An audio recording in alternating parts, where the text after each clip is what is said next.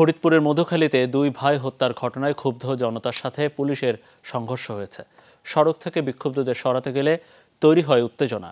Tear shell ও ফাঁকা গুলি ছুড়ে পরিস্থিতি নিয়ন্ত্রণে আনে পুলিশ। এতে আহত হয়েছে বেশ কয়েকজন। প্রায় 5 ঘন্টা পর স্বাভাবিক হয় মহাসড়কে যান চলাচল। মধুখালীর পঞ্চপল্লীতে গত বৃহস্পতিবার পিটিয়ে হত্যা করা হয় নির্মাণ শ্রমিক দুই ভাইকে। এর প্রতিবাদে ফরিদপুর খুলনা মহাসড়ক অবরোধ করে ক্ষুব্ধ জনতা। খবর পেয়ে ঘটনাস্থলে যায় পুলিশ। তৈরি হয় উত্তেজনা। এক পর্যায়ে বিক্ষুব্ধরা মালেকা চক্ষু হাসপাতাল, মাঝিবাড়ি সহ বিভিন্ন স্থানে অবস্থান নেয়। পুলিশকে লক্ষ্য করে চলে ইটপাটকেল নিক্ষেপ, টিয়ারশেল ও ফাঁকা গুলি ছোড়ে পুলিশ। আহত হয় পুলিশ সহ বেশ কয়েকজন।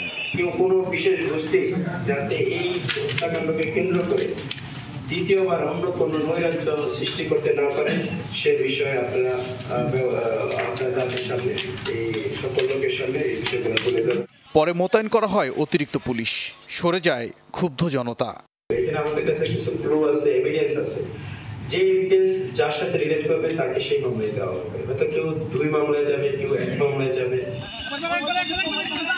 এ ঘটনায় প্রায় 5 ঘন্টা পর স্বাভাবিক হয় যান চলাচল। ওবায়দুর রহমান, যমুনা নিউজ।